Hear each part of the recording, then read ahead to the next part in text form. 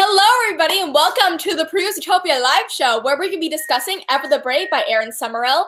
And just spoilers are up ahead, so if you have not read this wonderful book yet, please wait until you read it, or if you want to spoil yourself, go ahead. Keep watching. So I always have to say, because some people like spoiling themselves before they read it. I'm like, okay.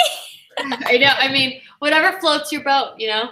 No, well, if you do want to know more about this book and our opinions on it, my review is going to be going up on Monday or Tuesday, and Reagan already has a review up, so you can go check that out for a spoiler-free edition of our thoughts and opinions on this book. And if you have not read this book yet, or the series, because there's a book before this one, this is the second book in the series, definitely go check out our reviews and our live shows that we did a year ago, because it's called Ever the Hunted by Erin Summerall. Yep. So covering all the bases. And Reagan, do you want to go into what this book is about? Yeah, so Ever the Brave is the sequel, as Sasha mentioned, to Ever the Hunted.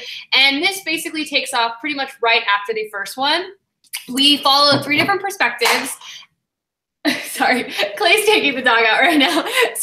And this story follows 3 different perspectives. We follow Britta, a new character, the prince, and we also still follow the original love interest as well. And basically, at the end of the first novel, everything appears to be solved, but then when a new dark power starts to threaten the kingdom, they all kind of have to work together, if they like it or not, to try to save the day.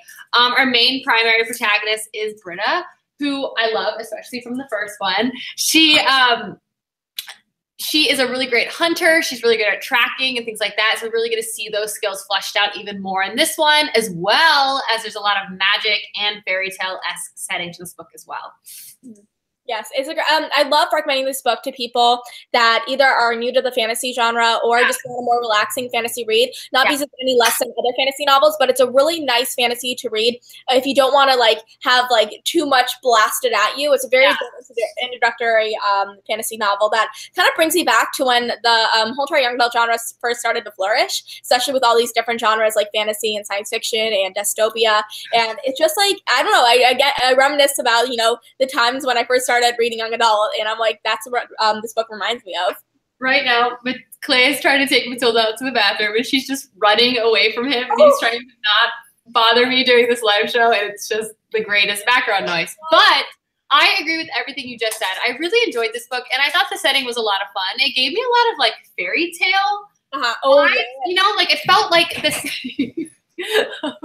It felt like a setting of a Disney movie in a way, with darker elements, and it just kind of had the great traditional fairy tale medieval fantasy setting, which I just think is always really fun to read. We had the castle, we had the castle town, we had the magical forest. We got to kind of encounter all of those plot elements, which are just really nice, and it felt kind of homey, just because it's old school, Exactly. I feel like if this was to be turned into a cartoon or into a Disney movie, it would have been pretty easy for that to be done. And I just love that. I really thought this book was a great strong follow-up to the previous novel, because it did seem to have included very nicely Ever the Hunted, but I'm really glad I came back just with such a strong force, because sometimes books end off with a cliffhanger that's really strong, and then it's hard to follow up through it within the second book, because there's a thing of the second book slump. But I think that this was a very strong second book, because it definitely you could flow right into the world like you did as if you just read the previous one, even though we both read it a year ago. It took me a little bit to get back into the world, but it didn't take as long as it usually does, because sometimes I can have so many blocks in my mind when it comes to figure out what happened in the last book, and then trying to get reacquainted with the characters.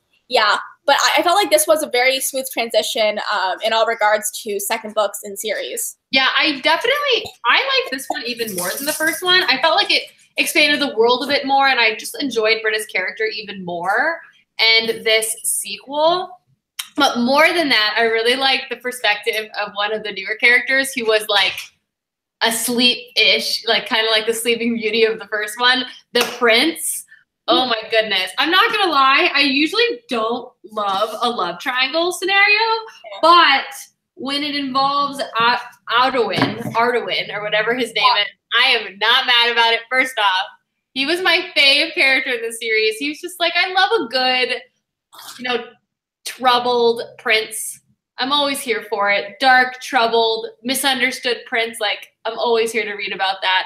And I really enjoyed his and Britta's friendship.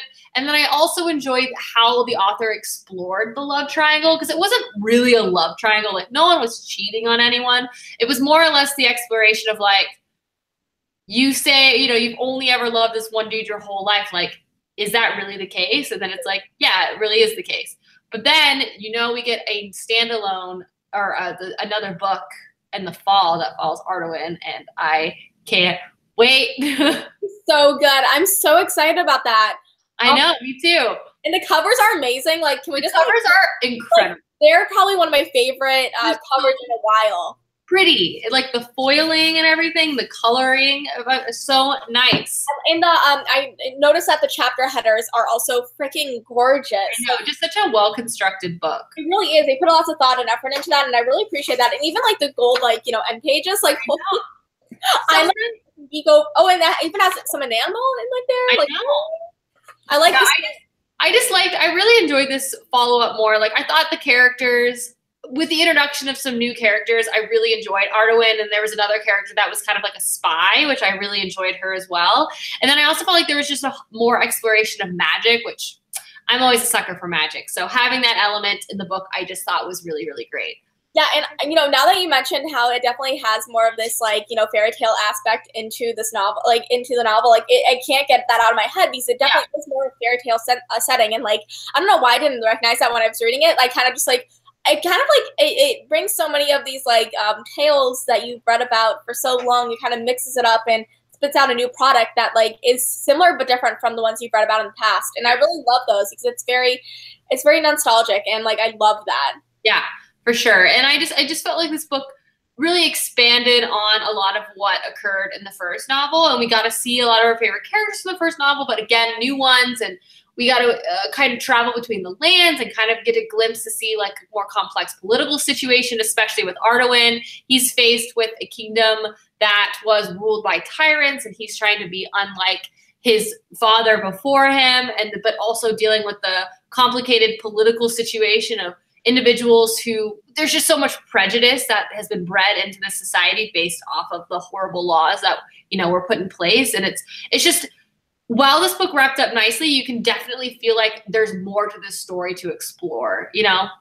Yeah, I love books that leave something up to interpretation or leaves it off so there could be more books. Yeah. Just because, like, I don't know, is there, like, what type of series is this? I know that we have the book coming in the fall, but, like, is it going to be... It's a companion, so it's going to be following Ardawen as a main character. I feel like Britta's tale is, like, pretty told, you know? Like, I feel like she could be, like, a side character, but I feel like the next stage of the story, now that they've... Basically, like, Britta's story was, like, both her coming into her own, and her and Cohen was, like, a big deal, but then also she was large part in saving the kingdom from magic, and now I feel like the kingdom needs to be saved by its own political history. Yes. So that's kind of like what the next book series are going to be about, and I don't really know how much, and that's going to be like more Ardawen's task because he's ruling. I love me some good political intrigue in books. I feel like if there's a strong political narrative in a novel, it makes the world so much more believable, because I think that a lot of the time in novels, there's sometimes aspects that are kindly briefly like touched upon, but should have been, you know, more expanded about in the novel. And like, I just really love how there's so many different outlets in this world that can make it seem more realistic than, you know, it really is in a fictional piece of work. You know, like I just love that aspect of it, and I really want to see more of that in other books that I read. No, for sure. And I just really felt like this world, while having the intrigue and while having all the magic, it was still like really fun and lighthearted. Like there was moments of humor and moments of all those things that just made the ride itself just so enjoyable. And it was just such an easy read, and I just found myself flipping the pages so quickly, you know? Exactly. Like it was a very fast read. Like you know, I think that the first book I got through it within a few days, and this one I just like sped right through. And I think it's just because everything, like the way that this one, and you notice, Erin, she kind of lays off the chapters with, you know, kind of like cliffhanger, kind of something that you can, like, read right into. I love books that do that, because I want to go to bed, like I read at night, so I want to go to bed with like something to look forward to the next day, not to think that it wrapped up very nicely that previous chapter. I want something to look forward to. Yeah, that's definitely one of my favorite devices used in fantasy, especially multi-perspective, because, and that's what always gets me in trouble with reading, like it makes me read so much more, because when you're having multiple perspectives, like there's generally like whatever their storyline is, there's going to be like a little cliffhanger at the end of it, but then you have to like get through other perspectives to get back. So you're just like, wait, but then each of those other characters you're getting through also have their own cliffhanger. So you're just like pulled in all these directions, and it's just everything I love in life. So that's my favorite thing. Like, and when you finish off a cliffhanger with one point of view, and then you just want to read their point of view right away, but then you have somebody else's point of view right away. But then that one makes you want to read their point of view. I know. It's just like a never-ending cycle, and that's how I stay up till 5 a.m. So. Yeah, pretty much. Yeah, no, actually, that's the case. And like, I think that this book, right now, for the past few years, fantasy has definitely dominated the young adult market, and I think that it's gonna, like, I don't know. I don't see it ending anytime soon in a way. I mean, I don't know. I think it's less of it dominating, but more that like YA is continuing to grow. So versus fantasy being considered a very niche, YA fantasy being very niche. So maybe there's only like 1 to 5 per season that would come out that had a lot of like hype around them. Now that YA is like continuing to grow as an industry, like there's just so many genres coming out of all types. Well, I think fantasy is definitely like, there's always a lot of fantasy books coming out, which again, like couldn't be more excited about, but I feel like there's still like a lot of contemporary, a lot of dystopian and stuff. I just think there's just more books coming out more than ever before. And I really enjoy that aspect of it because, in a way, fantasy is not just, there's so many, it's one umbrella term with so many different niches coming out. So many different ones. It's kind of not even a genre anymore, than more just like, an umbrella term, if like, that can. Yeah, I mean, the Immortal Instruments is fantasy. It's urban fantasy, paranormal. Like, but it's like but it's so different than say something like Throne of Glass. Like technically those are both fantasy, but like, it's just because fantasy as a genre, like you said, it's like such a huge umbrella that it can just, so many books can fall under the category of fantasy, even if the story structure is very different. Exactly. Like the storyline is very different. Something that I love urban fantasy, and I love kind of adding in some fantastical elements to everyday life. I find that so fascinating. And I love reading books like that, but then also, you kind of want to like change it up a bit. So like the Red Queen, for example, it's a fantasy, but it's also a dystopia. But you don't know that with the first book, and you kind of like, I guess, some taste about it, throughout the first book, but then you don't really know about it until later on. So like, but like another genre that I see like that's kind of been steadily just going and not really spiking is, for example, science fiction. Science fiction is always there, but has it had its big moment yet? Kind of, but like, it's always going to be very steadily there. Dystopia had its big spike, and now it's kind of, I think it's slowly going to start seeping back up into relevant mainstream, but it's going to take a little bit longer because it was like so popular for so long. Yeah, that's true. It's really, I definitely see, like, you're right to say that there are definite ebbs and flows between genre popularity. I mean, as a fantasy lover, oh my goodness, sorry, my dog's making noise too. So as a fantasy lover, obviously, like, hope fantasy is just a thing forever, but we'll see. Yeah, exactly. All genres will always exist, Oh my gosh, sorry, my dogs are just saying hi to somebody who just came in. But all in all, what would you give the rating for Ever the Brave? I gave it a 3.75 out of 5 stars. I really, really liked it. I thought it was a really fun, fast-paced read with lots of really great characters, lots of new great characters, and I had a really nice time reading it. And like you mentioned, like, it did take me like a little bit to get my bearings in the beginning of the novel, like remembering the world, remembering what was going on, getting invested in these characters' lives again. But like, once that happened, it was so much fun to read the book. Exactly, and I completely agree. Like 3.75 to 4 stars. Like, this book was so great. I definitely would recommend it. I think that I recommend it over the Hunted to so many people who are getting into young adult or into fantasy, and I cannot wait for more people to read it and get their hands on it and explore this world with us, because I'm excited for the fall to get, the next novel in this world, and I'm excited to keep on seeing Erin Summerall's writing kind of progress. Wow. I feel like she's getting better and better. I know. I'm really excited. And she's such a sweetheart. She has a great bookstagram. So if anybody wants to go check it out, definitely go check out her page. She is phenomenal. She's a photographer as one of her other jobs. So she takes bookstagram. Seriously? I'm going to follow her right now. I didn't know this.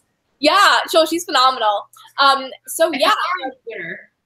Yeah, she's like such a sweetheart. Wait, like, oh my gosh, her Instagram is like fire. Her Instagram is like her themescape is like so aesthetic. Oh my god! If you're not following Erin Summerall on Instagram, you need to. They should. I regret that it took so long for me to. Well, Reagan, you're also an amazing Instagrammer. I was looking at your pictures today, and the one that you took like in that coffee shop or something. Yeah. I'm always embarrassing myself by taking impromptu photo shoots in public places, and I'm like, that photo is so good. Thanks. You're welcome. I love Instagram. It's like it's like a different creative outlet. Yeah. My life. And it's a lot of fun. I love Instagram. I love planning my feed. Like it's actually kind of neurotic how I'm like, does this go? And I adjust the filter. Same filter for all my photos, so it all matches. Oh my gosh, I'm living. Okay, so do we want to announce what we're going to be, reading next month? Yes. Oh my god, I'm so excited. No, I think that so Reagan and I never talked about this book together. We've always just seen it on the internet, and so when I pitched it to Reagan, Reagan's like, yes, and I'm like, good, we're both excited about this. We were like, what should we read for March? And Sasha was like this. I was like, oh my gosh, yes, retweet, yes, okay. So the book we're reading is Children of Blood and Bone, and this comes out March 6th. So it comes out this upcoming Tuesday. And my God, this is one of both of our most anticipated books of the year. Yeah. So pumped for it. I know, and she has a signing. She actually is having a signing in Naperville in Illinois, and she's also having another one in Boston. So I'm going to go to her Boston one because I just want to be like, I'm so excited to read your book and fangirl over her. For serious though. So this book is a West African inspired YA fantasy story. We follow our main character named Zelly, who lives in a world where she recalls magic enriching everything in her life, from being in the land, from being in the water, from being in everything. But one day all the magic disappears and she goes on a quest to try to restore the magic in her homeland. Uh-huh. This book, the cover of this book is incredible. I've heard so many amazing things about it. Cannot wait to pick it up and review it this month. It's going to be amazing. I'm so excited. So guys, come and join us. Our live show will be at the end of the month.